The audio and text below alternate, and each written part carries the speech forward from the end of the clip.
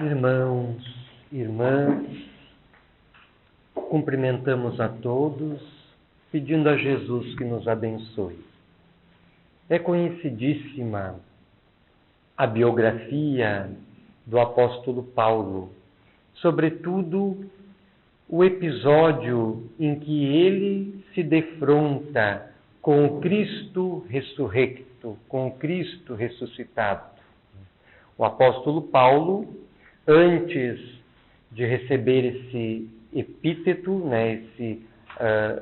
essa designação, ele era um doutor da lei, da seita dos fariseus, cumpria os ritos tradicionais do judaísmo, seguia à risca a liturgia judaica e era um profundo conhecedor da lei e dos profetas.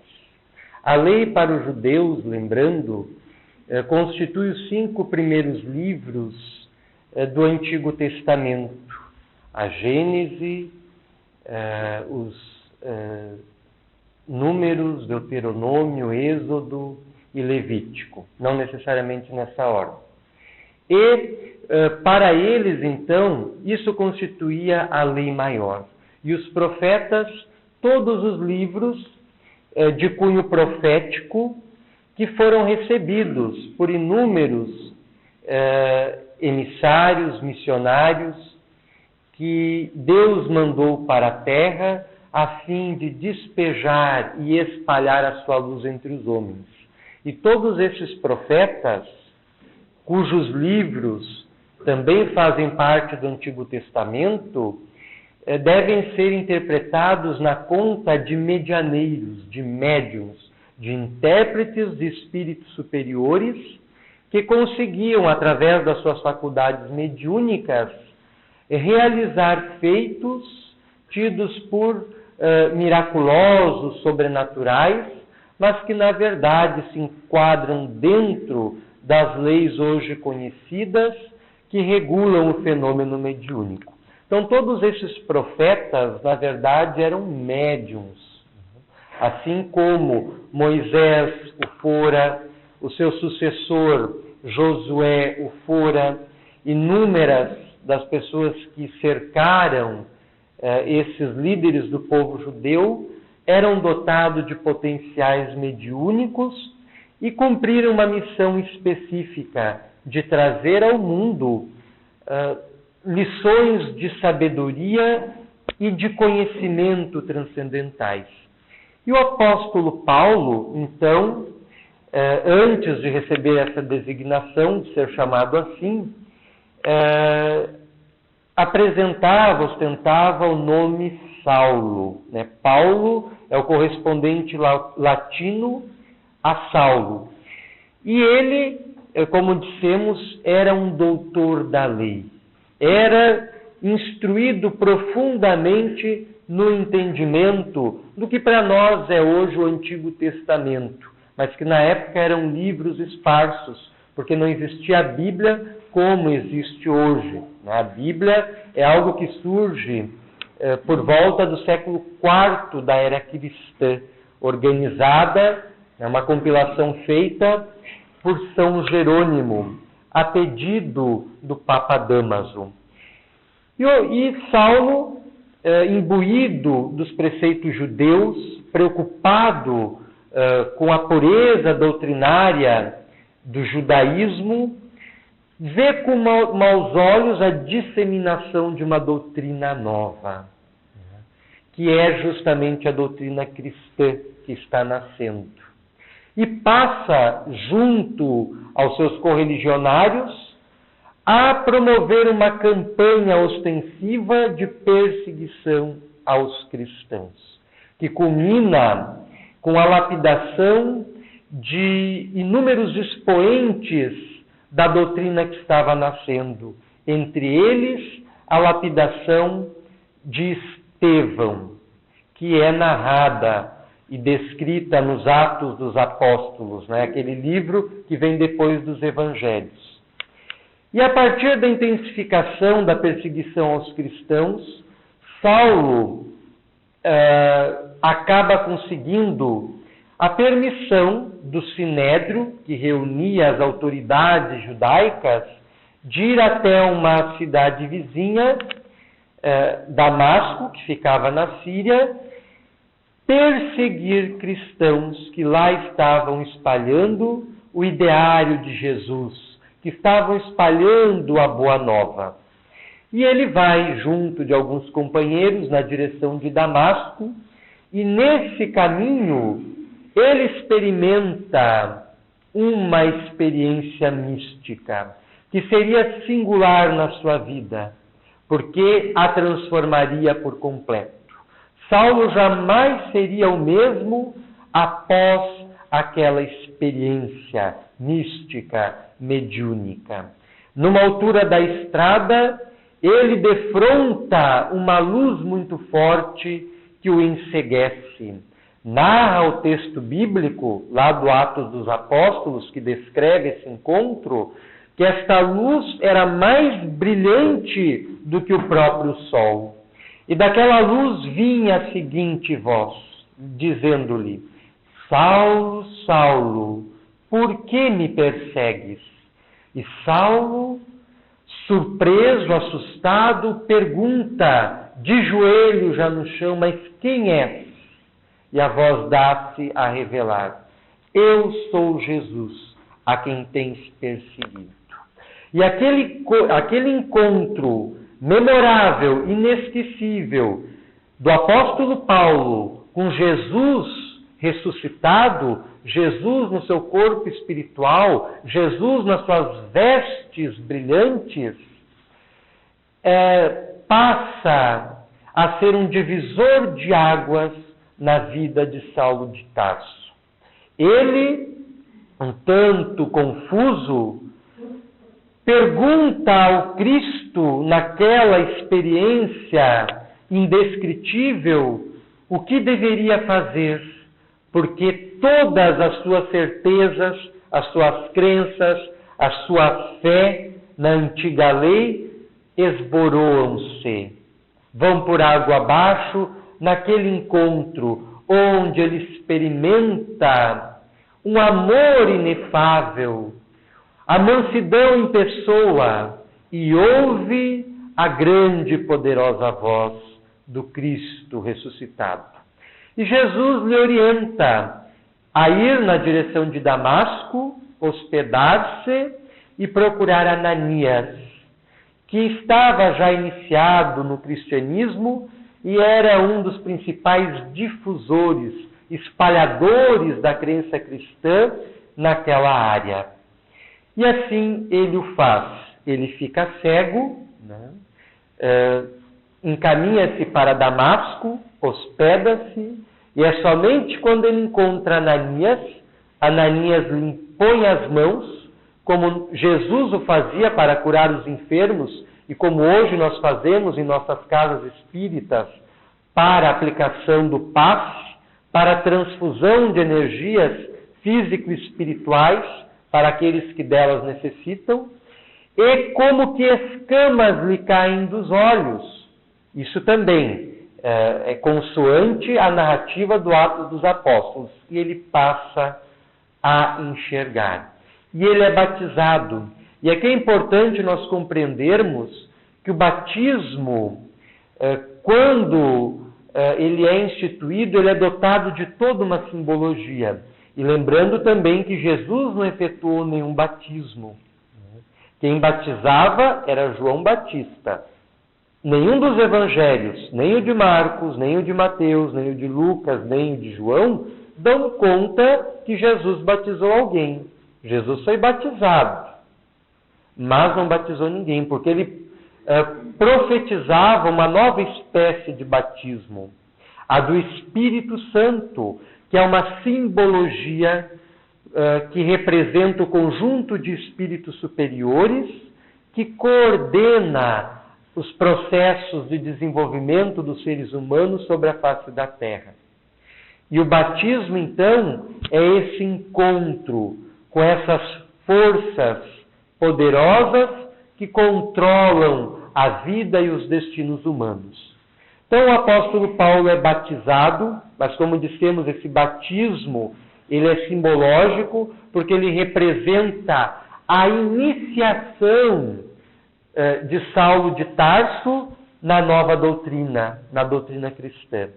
Há um estudioso da doutrina espírita que se tornou de referência obrigatória a todos aqueles que se interessam pelo aprofundamento dos seus estudos no conhecimento do Espiritismo, que é Leon Denis. Ele escreveu uma obra intitulada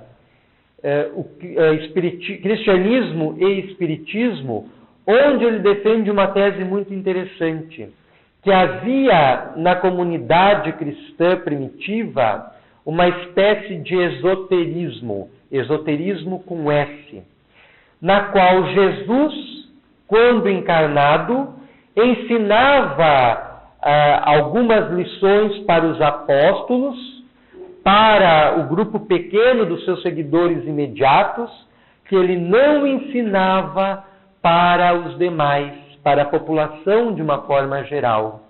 Então o batismo também simbolizava uma iniciação nesse conjunto de ensinos que não era dado a todos, mas a alguns. E os apóstolos, os discípulos mais próximos do Cristo eram detentores desse conhecimento, dessas lições, dessa sabedoria. Jesus mesmo, em inúmeros trechos dos evangelhos, narra que aos demais falava por parábolas, de modo que as ideias espirituais fossem introjetadas no seio das massas de uma forma simples, utilizando-se coisas do seu dia a dia, da natureza, do sol, da lua, das estrelas, da relva, dos rebanhos, porque muitos eram pastores, das sementes, da montanha, do rio, etc. Então Jesus se utilizava dessas expressões cotidianas do povo hebreu para introduzir ensinamentos espirituais que ele ensinava abertamente ao colegiado dos seus discípulos, dos seus apóstolos.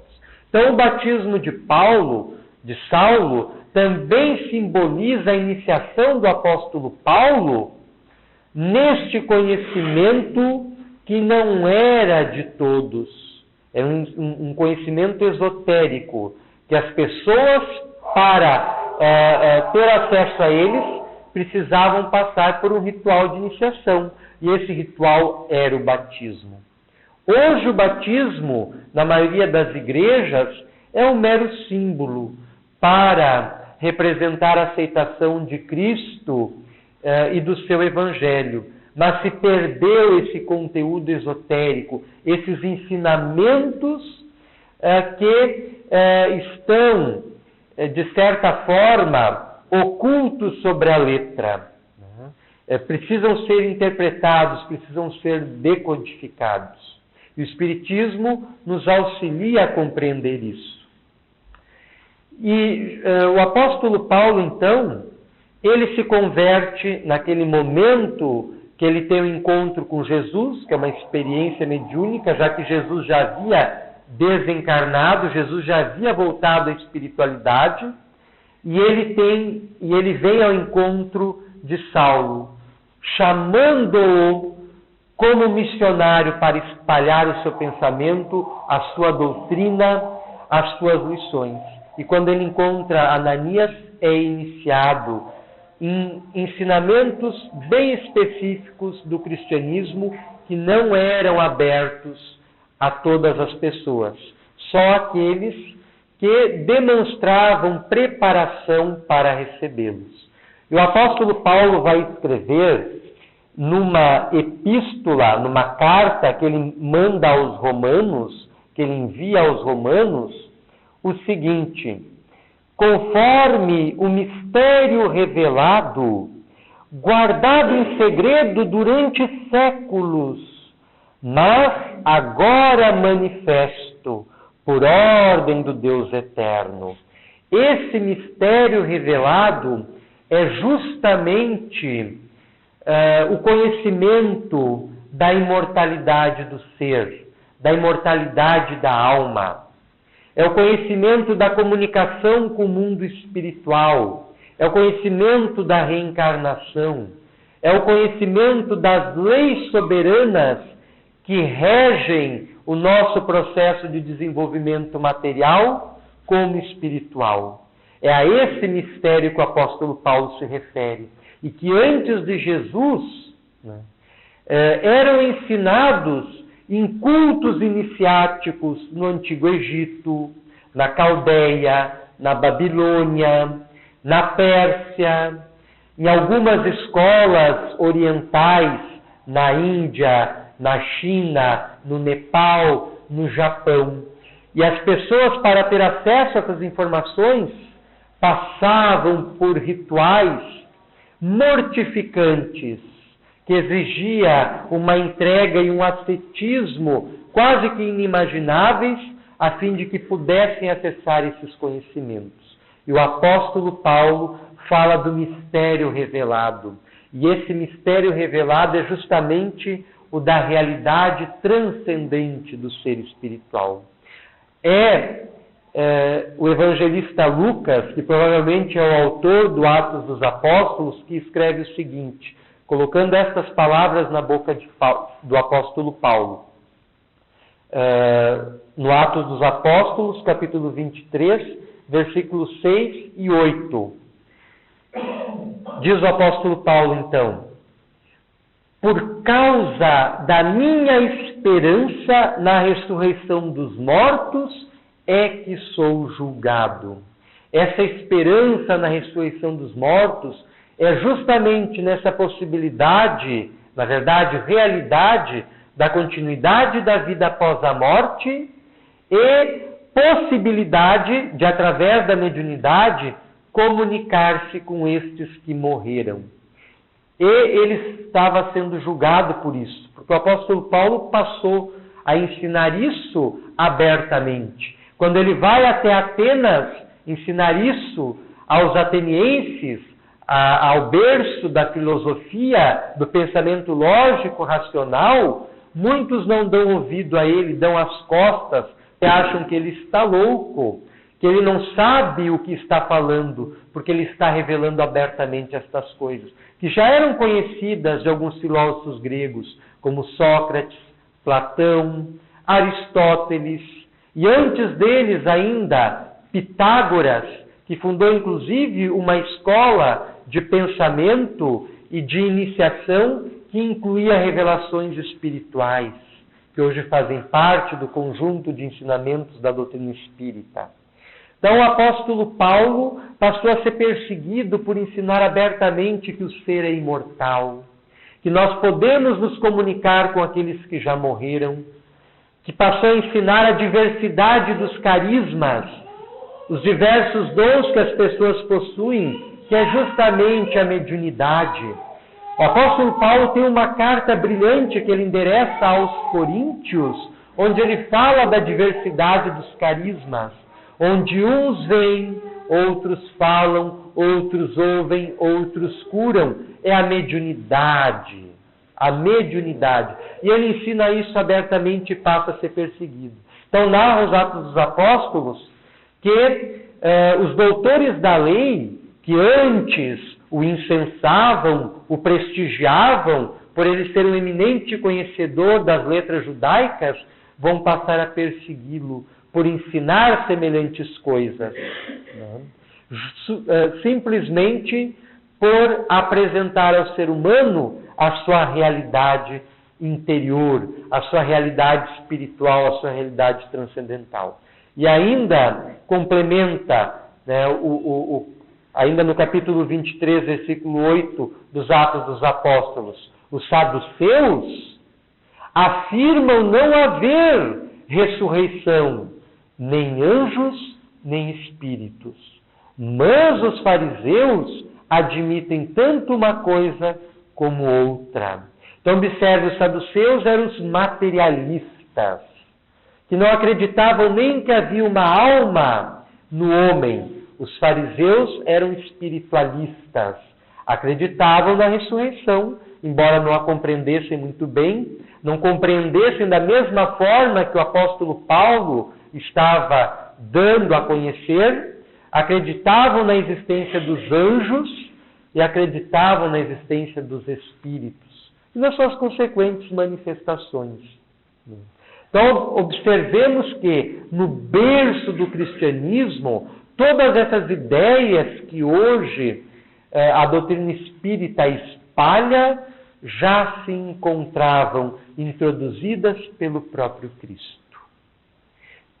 E o centro da pregação do Cristo e o centro da pregação do apóstolo Paulo era justamente a realidade interior do ser. A nossa condição de espíritos imortais. Escreve ainda o apóstolo Paulo aos Romanos, capítulo 8, versículo 5. Os que vivem segundo a carne gostam das coisas carnais, mas os que vivem segundo o Espírito, estes apreciam as coisas espirituais, as coisas que são do Espírito.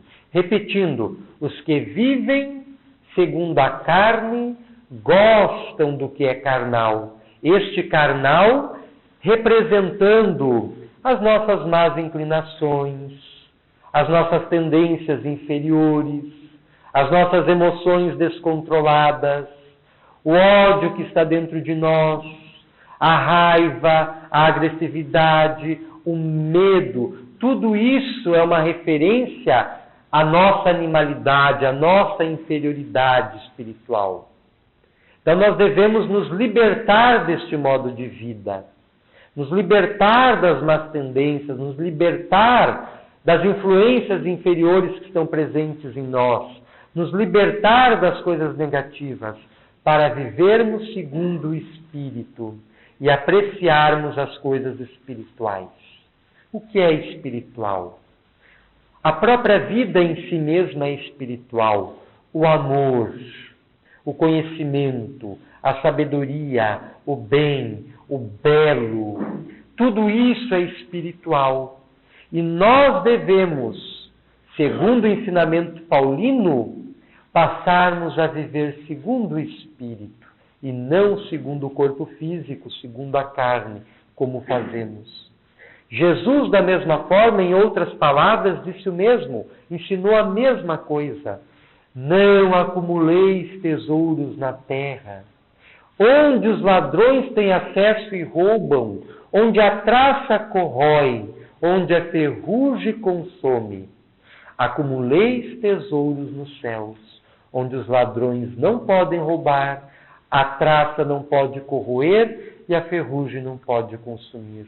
E este céu é uma metáfora para o nosso coração, para a nossa consciência, para o nosso eu espiritual. Este céu que fala Jesus não está acima de nós, alhures, está dentro de nós, é interior a nós, é imanente a nós e representa as nossas conquistas interiores.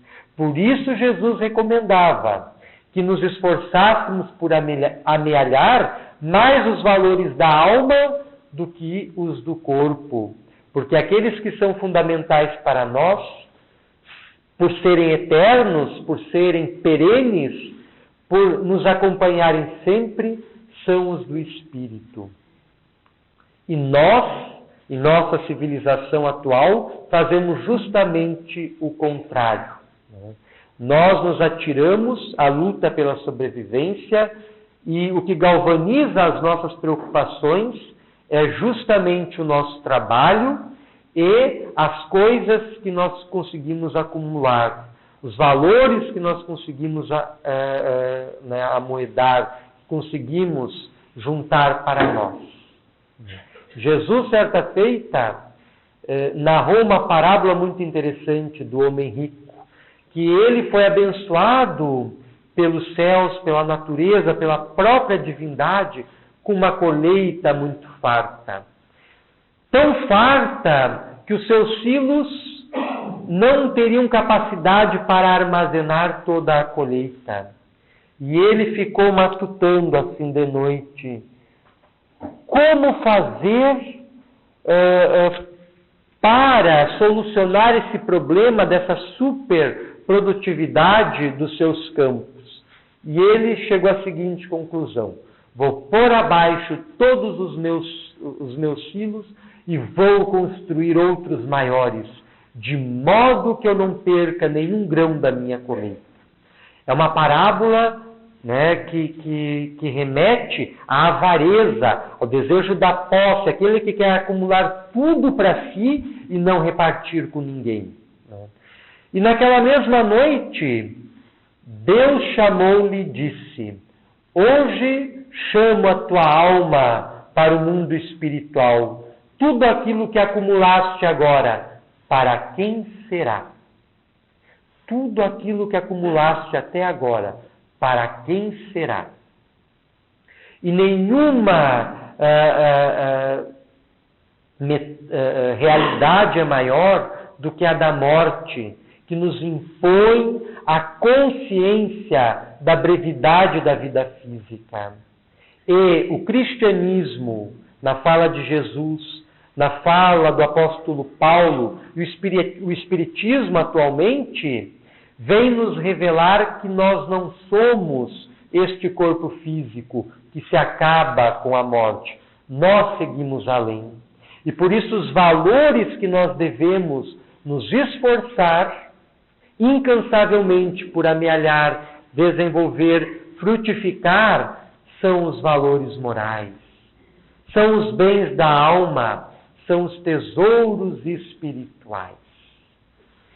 Conta-se que Mohandas Karamchand Gandhi, grande Mahatma, espírito iluminado, que inundou o século XX com uma mensagem de não violência e de paz, operando uma revolução consciencial e política através da sua força espiritual, através da sua fé, foi, como ia de praxe, à Inglaterra, e no aeroporto de Londres parou ante uma vitrine que expunha muitos objetos belos, caríssimos, e que ele passou a contemplar e a sorrir.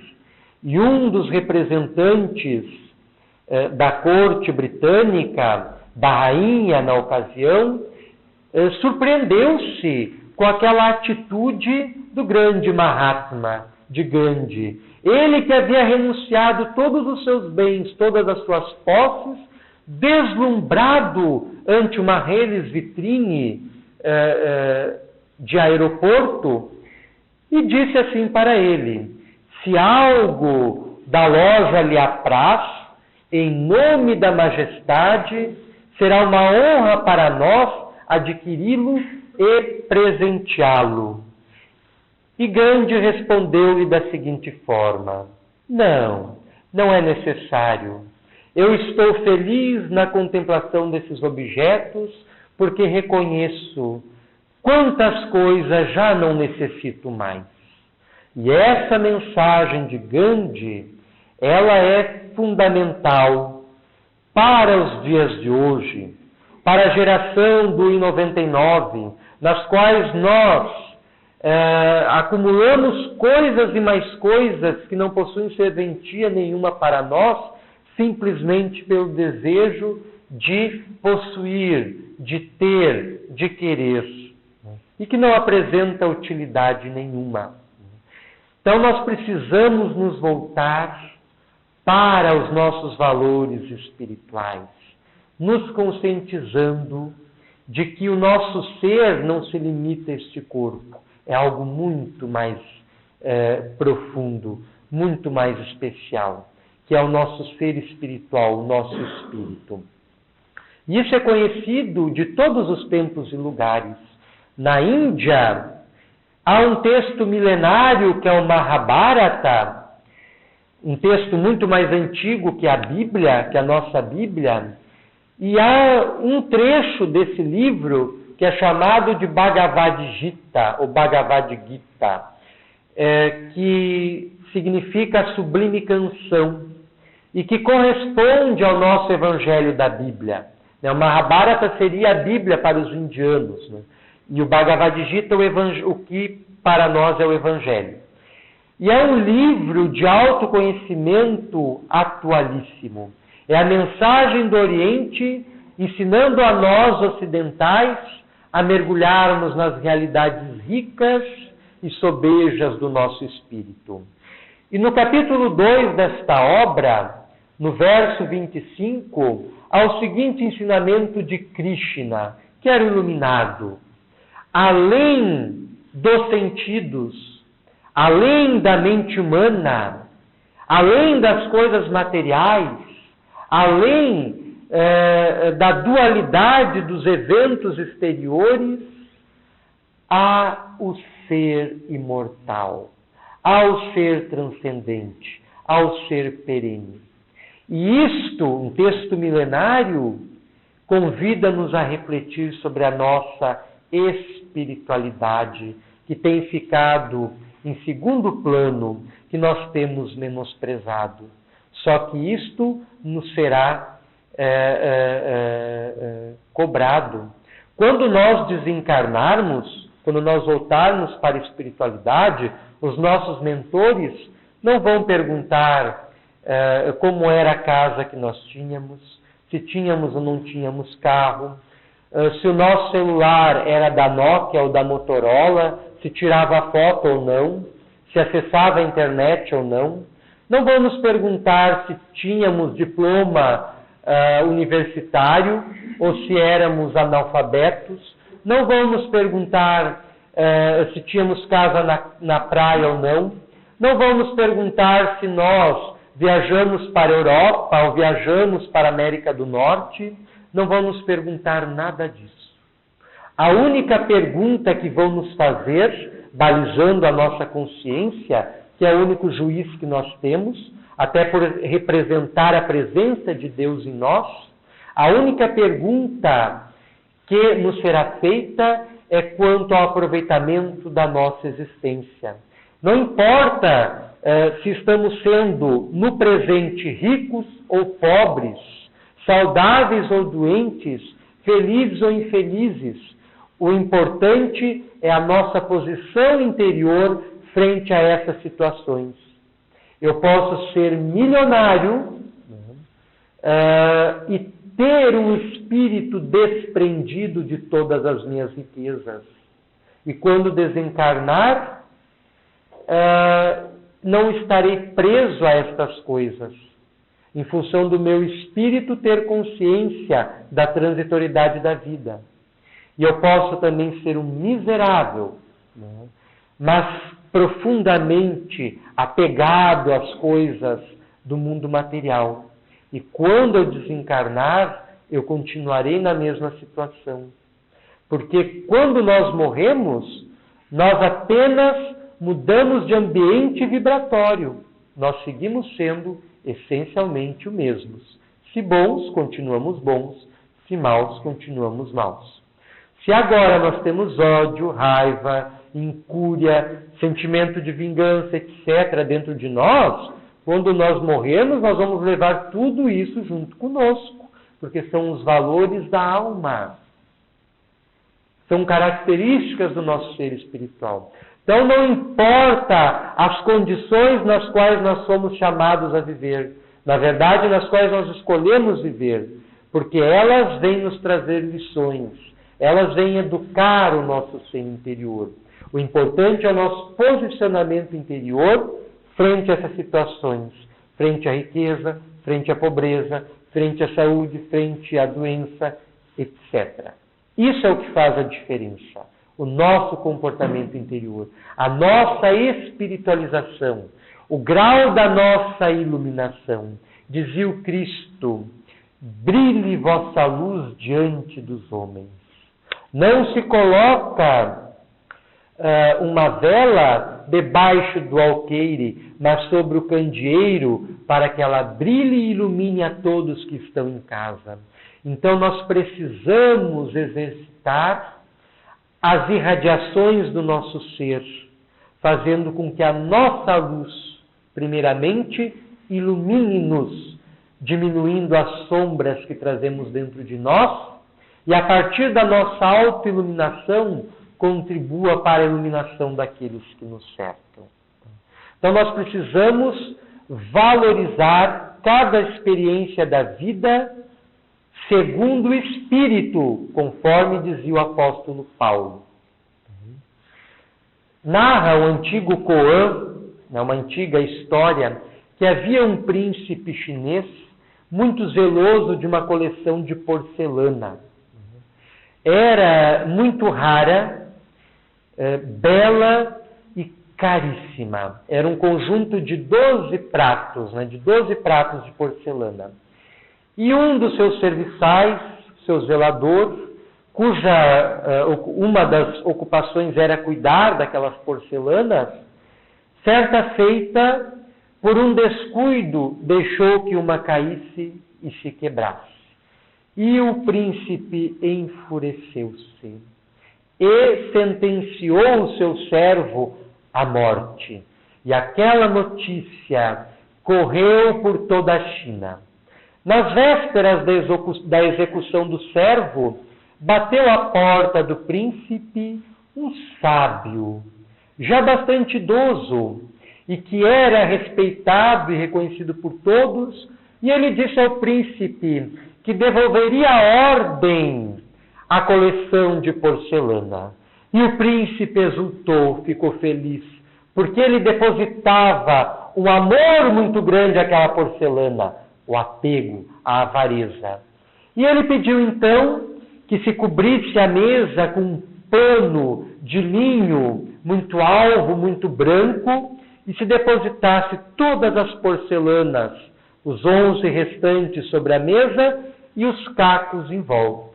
E após ele fazer uma gesticulação, e para a surpresa geral, ele tomou da toalha, puxou e jogou todos os pratos no chão.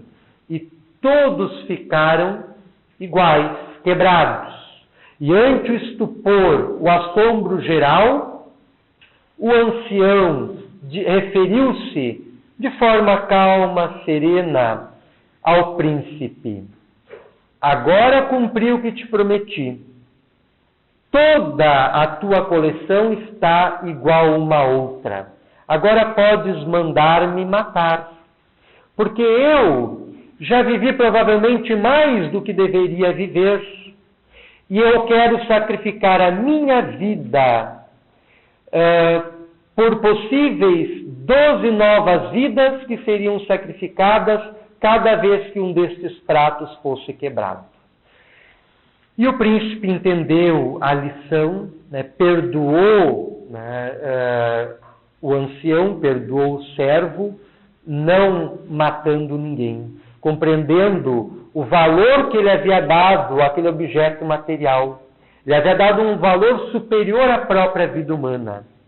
E é assim que nós muitas vezes fazemos em nosso dia a dia. Nos comportamos como se nós fôssemos um corpo que tem um espírito, e não o inverso.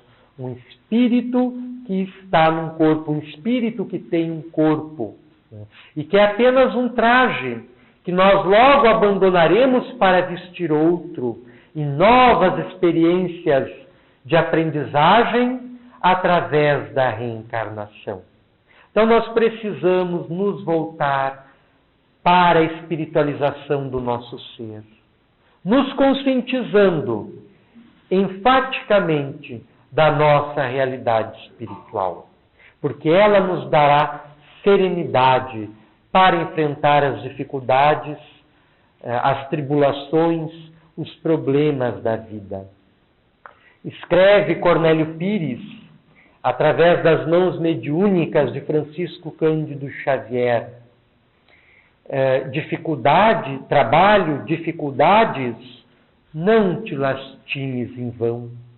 A vida nos dissolve os erros na luz da reencarnação. Então, é indispensável que nós penetremos neste mistério revelado, como dizia o apóstolo Paulo, para representar esse conjunto de ensinamentos e lições que hoje nós temos livre acesso. O apóstolo Paulo foi morto por ensinar essas coisas. Hoje não nos é cobrado a vida por conhecer estas lições espirituais. Basta a nossa boa vontade a fim de nos espiritualizarmos. Basta boa vontade, basta desejo, basta firmeza de propósitos a fim de nós conseguirmos efetuarmos, a partir da nossa iniciação nestes mistérios, nestas lições, na compreensão da nossa realidade espiritual, de modo a nos transformarmos. Qual o apóstolo Paulo se transformou por completo ao encontrar com Jesus, mediante uma experiência mediúnica, onde ele deixa de ser perseguidor para passar a ser perseguido, e não se importando com isso, porque ele estava consciente da sua realidade espiritual, que era impenetrável. E assim fica para nós este convite, de modo que passemos a valorizar mais o nosso ser espiritual do que meramente o nosso corpo físico. Passemos a viver, como ensina o apóstolo Paulo, segundo o Espírito, apreciando as coisas que são do Espírito e buscando a identificação com Deus. Como Jesus estava identificado o tempo inteiro com o Pai, a ponto de dizer: eu e o Pai somos um. Com isso ele estava referindo-se à sua comunhão direta com Deus, que nós podemos alcançar. Vós sois deuses, dizia Jesus, e tudo quanto eu fiz e faço, vós podereis fazer, e muito mais. Então Jesus dava a conhecer esse potencial ilimitado do nosso ser espiritual, que está adormecido dentro de nós, e que pelos nossos esforços repetidos e incessantes, precisa ser acordado, despertado, exteriorizado. Gostaríamos de encerrar a nossa locução com uma pequena mensagem do Espírito Joana de Ângeles, recebido pelo médium baiano Divaldo Pereira Franco. O teu Cristo. Possuis recursos inimagináveis que estão em germe em tua alma, aguardando os teus estímulos. Por enquanto, sintonizas com as províncias de sombra por onde transitaste, e já deverias ter te libertado da sua presença. Vês que outra, descobres toda a força que jaz em ti, aguardando Jesus. Utilizou-se dos seus recursos para demonstrar as nobres finalidades a que se destinavam. Acalmou os ventos e devolveu ao mar a sua tranquilidade. Libertou obsidiados e restituiu o equilíbrio aos espíritos obsessores. Sarou enfermidades e libertou e curou doentes da alma. Multiplicou pães e peixes e alimentou espíritos esfaimados na verdade. Iluminou a terra e jamais se eclipsou. Possuis o Cristo interno, poderoso que é teu, mas o mantens manietado, preso, sem ensejar-lhe ação. Deixa-o espraiar-se através de ti. Ele é harmonia e tu estás desequilibrado. É amor e tu és carência. É claridade e tu és sombra. É vida e tu te debates nos grilhões da morte. Com ele agindo por ti, terás força e decisão para te negares aos pensamentos doentios que se transformam em tormentos e ações nefastos. És, antes de tudo, o teu mundo interior, e porque aí ele habita, todo te renovas e dás margem a que estuem as tuas potencialidades para a realização do programa de paz e vida a que estás vinculado.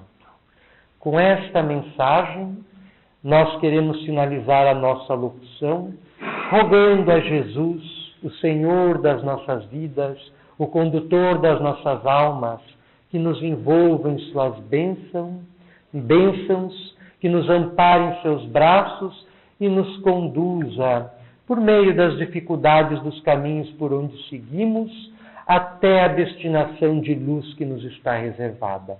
Agradecemos a generosa atenção de todos e passamos, sem mais delongas, a palavra ao nosso irmão Hugo, que coordenará a segunda parte dos nossos trabalhos. Muito obrigado.